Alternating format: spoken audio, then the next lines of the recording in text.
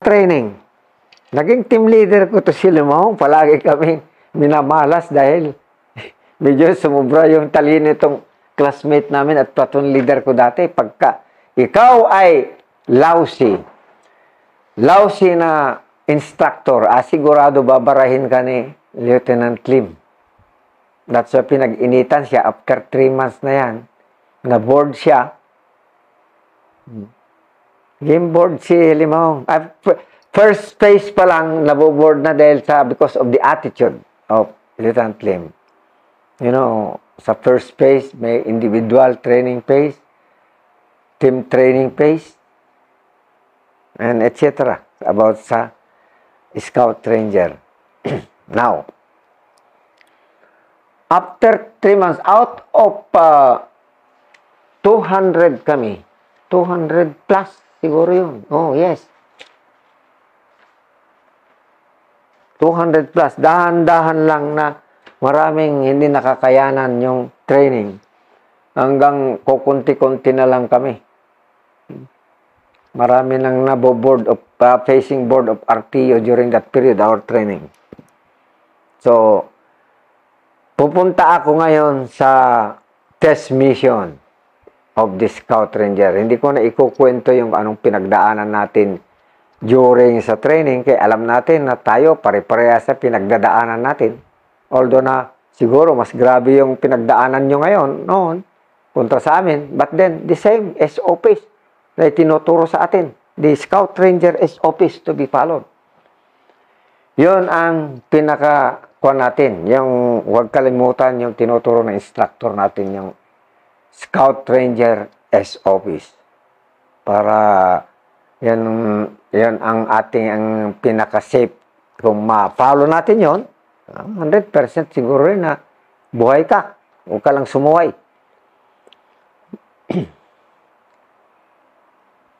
Maalala ko ito yung, dito na tayo sa test mission of the Scout Ranger. So, out of 200 plus, only 116 ang pinadala na lang.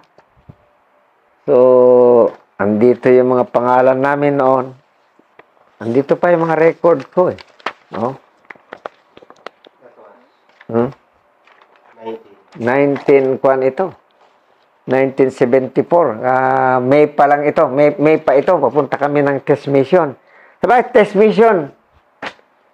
Minalas na si Ensign Tudosio, yung class 7 to PMA. Doon pa lang, pagkatapos ng combat maneuver, pagbalik namin, na-accidental fire na doon sa kapinpinta na Rizal, kamuntik na tamaan yung sarili niyang tao. Saan kayo nag-dismiss? Ha? Saan kayo nag-dismiss? Sa San Mariano, Isabela. So, after combat maneuver, wala nang rest yan. After combat maneuver yan, pagbalik mo sa CP sa kapinpinta na Rizal, the following day, diretso na yan sa operation. Andiyan na yung pantrangko, no? Pantrangko pa yung sasakyan mo eh. Proceed to Isabela para sa test mission kami. That was May. So, upon arrival there, pagdating ka, briefing ka agad yan, by teams ang movement.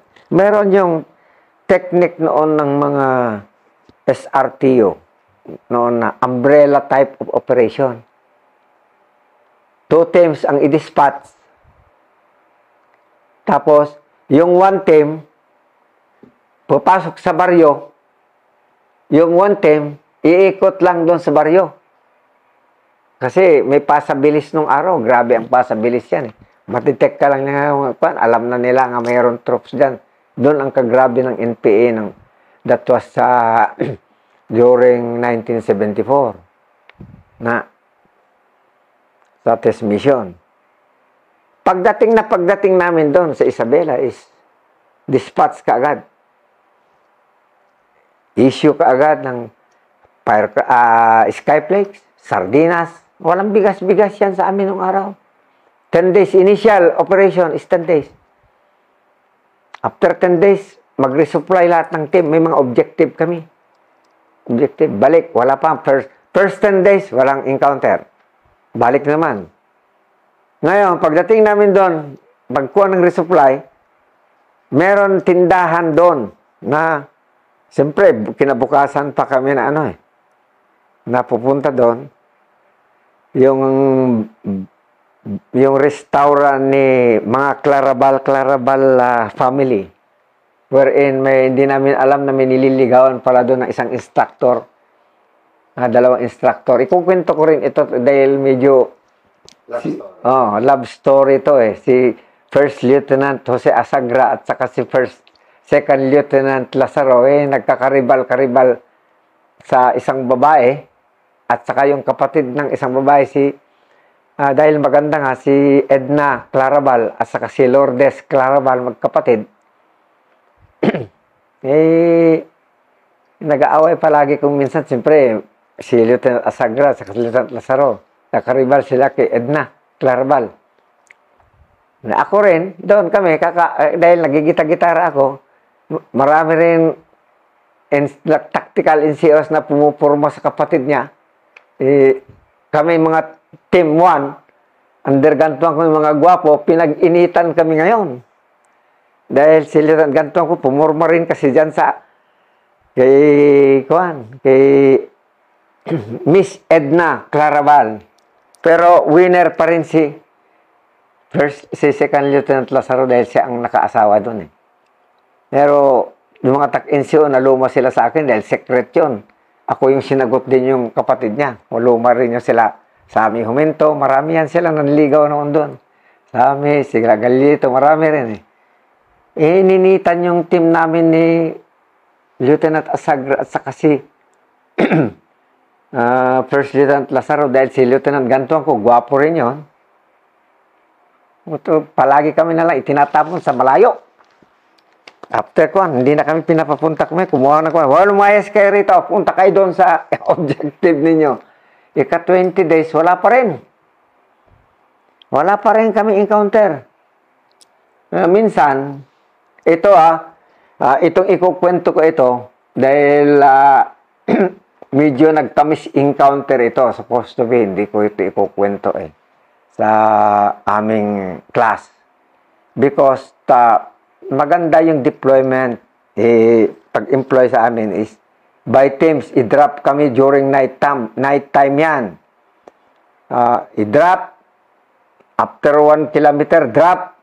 Hanggang mga 8 teams yun.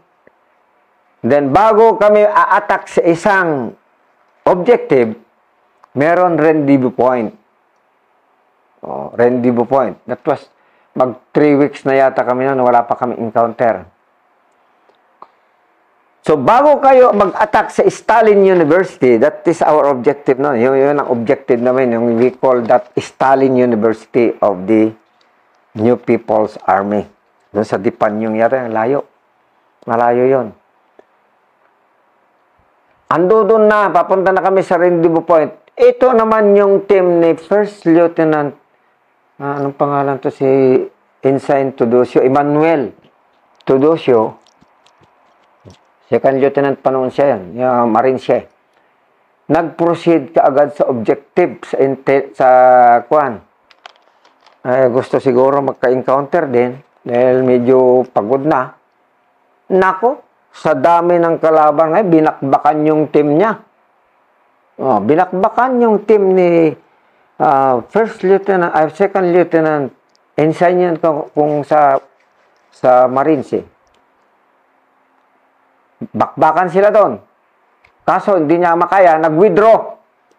Withdraw si Lieutenant Tudosio papunta doon sa rendezvous point.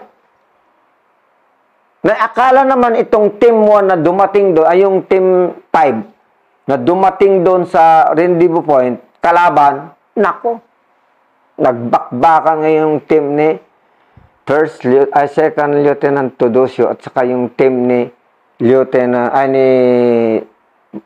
ni El Canal. Nagbakbakan, namatay ngayon yung guide ng Marines.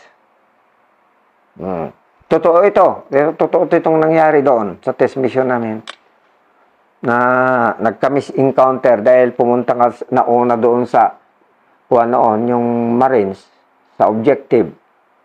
Hindi niya nakayanan, bumalik. Buti kung Iba siyang area bumalik. Doon mismo dumaan. Akala ng kalaban nila Eltan, akala kalaban ni Eltan, binakbakan nila, buti na lang na hindi yung Marines ang namatay, yung guide nila na civilian ang namatay. So, bakbakan, team versus team. Medyo nakahalat nila single. Dahil carbine pa no yung, may carbine, may Armalite. Tak, sabi, ceasefire. Tayo lang yata dito. Nagtayuan ngayon. Isos. Nagtapunan ng baril. Animal kayo. Murahan. So, sa galit yung team ni Ensign Teodosio, yung mga members niya, hinamon ngayon ng suntukan si Kwan. Pero may patay na sila. Hinamon ng suntukan si Ensign Teodosio, yung members niya, si Sergeant Bawar yata yun. Kasi mga trainer yan ng Marines na niya pinadala doon eh. Buntalan. Sige, 5 minutes. Palakpak pa kami. Buntalan. 5 minutes. Dahil lang mawalang sama ng loob. Ipapatay mo kami, sir. Bakit hindi ka pumunta sa Rendezvous Point? Sinisisi nila ngayon nyo. Team leader nila. Si Ensign Teodosio, bakit nag-proceed doon na hindi dumaan sa Rendezvous Point? That's wrong. He violated the instruction na bakit nagdiretso doon. Kaya nagkamis encounter. So, gin-recall kami doon sa Command CP briefing nila Lieutenant Javier, si Captain Lorayes, Asagra. Then, standby kami ng mga 2 days. Then, dineploy uli kami. Punta na naman kayo. Gusto na namin mag-graduate. Gusto namin encounter na eh. Now, mayroon info na na-receive. So, itong mga instructors namin, dapat ipasa nila yung info sa mga teams. Nga nandoon, may plenum pala. May plenum. So, ang nangyari noon, andoon na kami sa bundok na. Nagtawagan na nga mag-proceed kami sa Dumadikit Creek. Meron akong i-correct sa statement doon ni Buddy Mansano na sabi niyang pumasok kami doon ng pumasok daw siya ng 3 o'clock in the afternoon. Wrong yun, hindi. 11 o'clock kami pumasok doon to 12 o'clock. May evidence ako dito. Itong newspaper na ito, that was 1974, meron akong SR 18-74 hold graduation in Isabela. That was nung nakakuha na kami. Now, sa encounter na yan doon, nung naggapangan na, nag-joint na, nagtawagan, joint to effect raid. On that area sa Dumadikit Creek.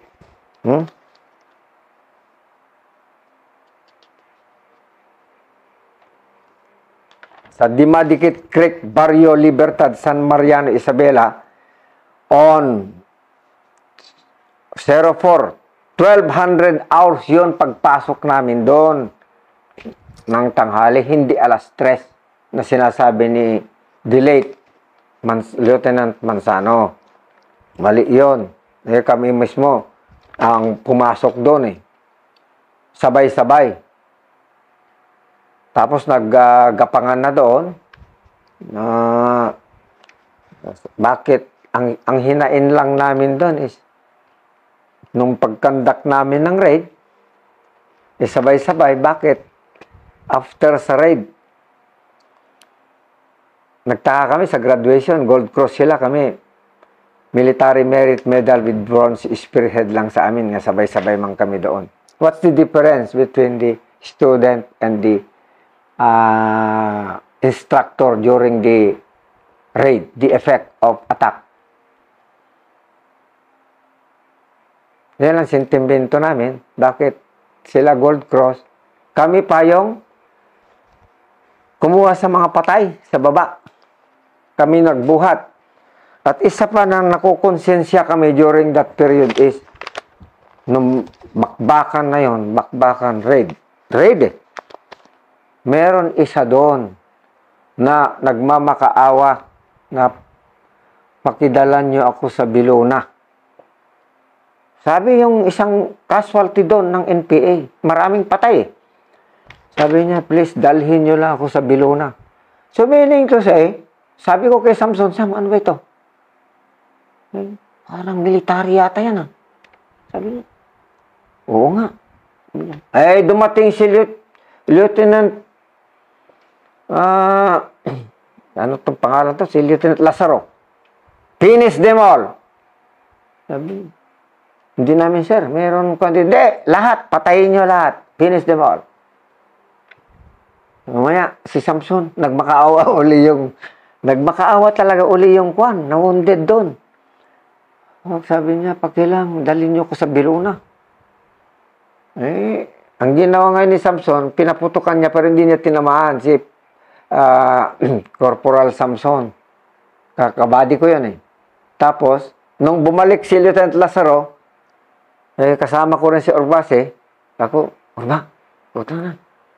Papatay na talaga. In-strapping na patalikod, patay. Pero that NPA, that person is not an NPA. Parang DPA siguro yan. Atin sa gobyerno yun eh.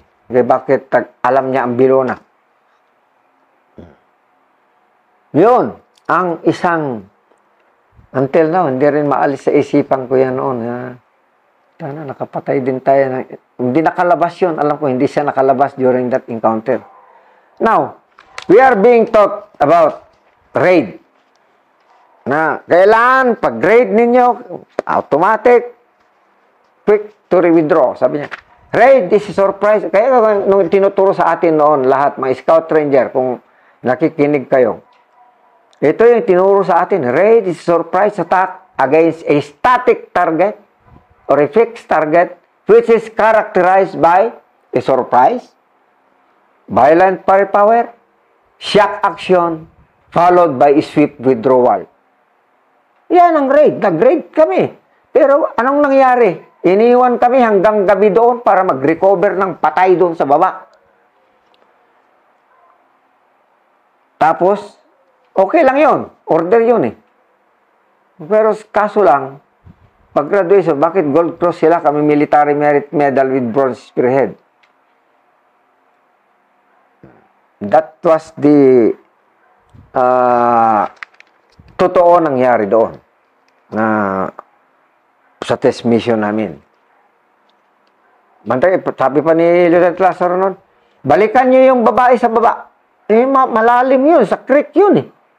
Kunin nyo yung babae na natamaan doon. Eh, gabi na, kukunin mo pa yung babae. Sabi niya, wala na yun sir, sabi namin. Gabi na. Hanggang gabi na kami doon. Nagkagabi na. So, hindi namin na-recover yung babae. At least, happy na lahat noon because of that encounter. We recovered 2 bars. Mga 6 M14 rifle. 1 M16 rifle. 1 M2 carbine rifle. 1 Garand. And 1 12-gauge shotgun. Yan ang mga recovered namin. At saka 6. Yung 6 na commander. Joey Calderon. Natonyo Pumihig. Alberto Espinas. Bert Triboca. Gregorio Enfield. Lahat commander yon. Kaya andito sa newspaper nakalagay yan. Dito. Meron akong newspaper. This newspaper is 1974. Tinatago ko to eh.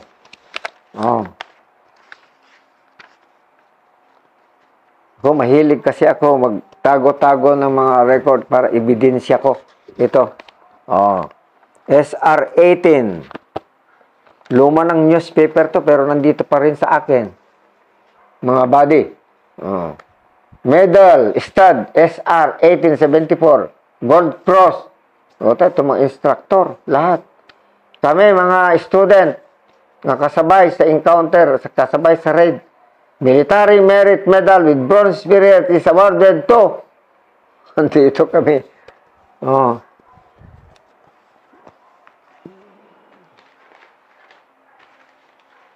Ano yun? Oh.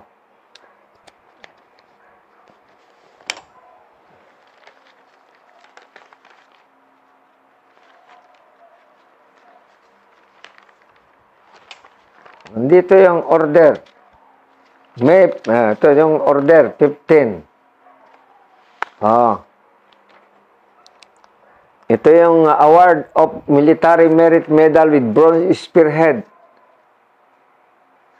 Bakit yung mga instructor Gold Cross kami? Kami man pa bumuhat yung mga patay. So that this should be my recommendation. Sana, kung Gold Cross yung kasabay mo lahat, sa encounter, Gold Cross na lang lahat. Meron masasama ng loob niyan. Pare-parehas kayong gumapang dun. Oh, ito yung mga order ko to.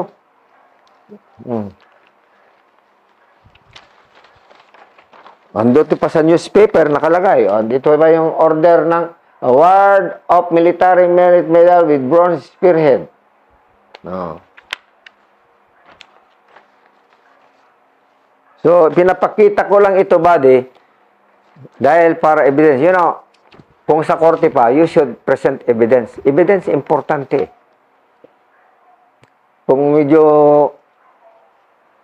haka-haka lang, hindi naman ina-accept yan sa court yung salita lang eh. Kailangan talaga may mga ebidensya tayo para makita nila nga yung sinasabi natin ay may katotohanan. Marami pa ako dito may dahil papakita mamaya na hindi maganda.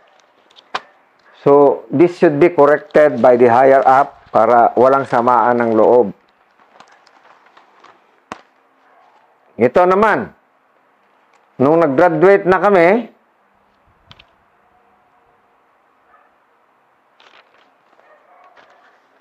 and by the way, only the Scout Ranger Class 18 nag-sport ng long hair during sa graduation because field graduation kami sa OP Gamo Isabela na napakataas ang mga buhok namin, na napakabaho namin, napakahabang bigote, napakahabang buhok.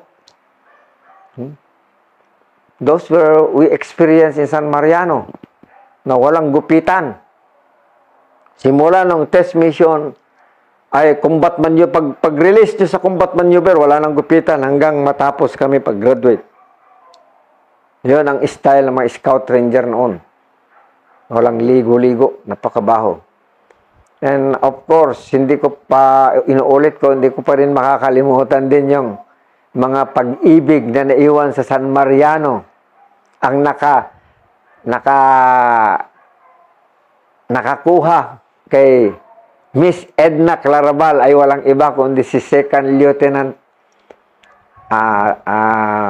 Lazaro na nagngingit-ngit ng galit noon si First Lieutenant Jose Asagra. Dahil medyo kursunada niya rin si Kuya noon. Halos nagpaputok pa nga sa San Mariano yan sa galit niya. Si Lieutenant Gantuan ko, yung team leader naman namin, dahil gwapo rin, na pumurma, lalong nagalit yung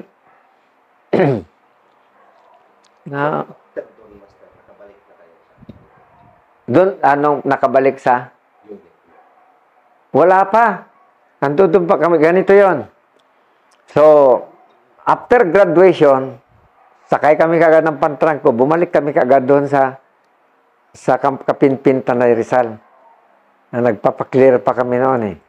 Then, after clearing, yun, tama pala, gin-recall kami na mag-report na kami kaagad because bihira pang Scout Ranger noon, wala pa. Ginawa kami striking force ng 3rd Infantry Division. So, pagdating naman namin sa 3rd Division from Tanay Rizal, proceeded immediately to Samar. Sa Samar naman kami. na Scout Ranger na kami. Ang hahaba pa rin ng buhok namin nung araw. Ngayon, meron ngayon na maganda itong MSU nung araw dahil pagka binigyan ka ng info, positive talaga yan. Oh, pag-encounter namin, I was sa that was 19 February. Ito na. 1975.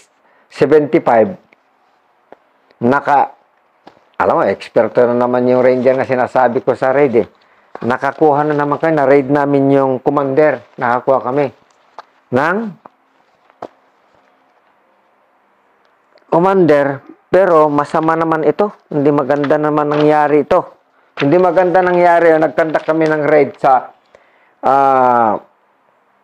Sitio Malapugan Barrio, MacArthur Leyte.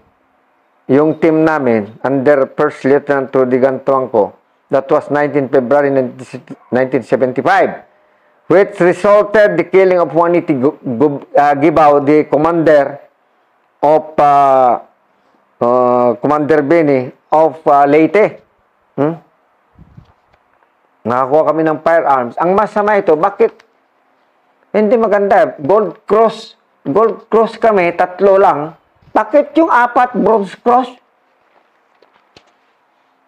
I-correct supposed to be, masamang loob nun. Ako, parang ayaw ko magtangkap. Kami, 3 lang kami nagka-Gold Cross dito. Oh. Ito yung order. Oh. Ano bang diferensya? One team kami na nag-conduct ng raid, tapos Gold Cross kami lang 3, tapos although searching team ako eh. Team kayo eh. This is a team. Scout Ranger team nga eh. Nag-conduct kayo ng team. Bakit? 3 ang Gold Cross, yung 4 is Bronze Cross. Yung admin ang sisihin mo, ano. Ay, tama naman yung recommendation ng team leader mo. Bakit pagdating doon sa taas, 3 ang Gold Cross, 4 ang Bronze Cross? Sasama ang loob yung 4. Ito ebidensya ko. Yung Commander Gibao na nakuha namin. That was 10 ng kuhan. 10:30, February 1975, resulted the killing of Juanito Gibao, Commander Benny. Together with 3 NPA na captured assorted firearm. So, I recommend to the management of SRRA nga ibaguhin nila ito na kung raid, kung one team talaga nag-effect ng raid sa isang objective at nakuha nila yung area or may accomplishment sila, kung military merit medal with bronze medal, lahat na lang. Hindi yung military merit medal with bronze medal, meron naman commendation medal. Sasama ng loob yung ibang team members mo. Yan ang napapansin ko. Hindi lang yan, marami pa ako ditong mga medal dito na sa encounter.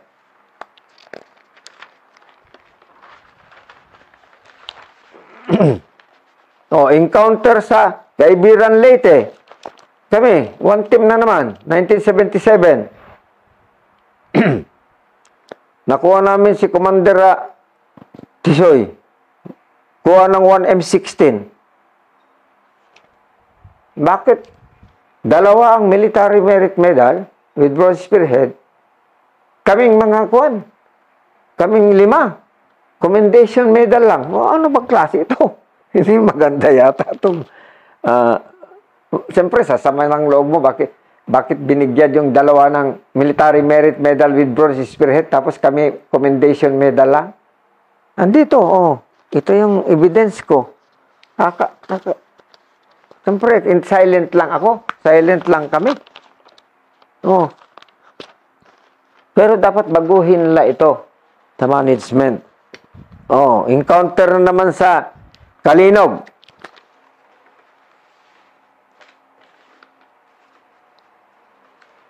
Nakuha namin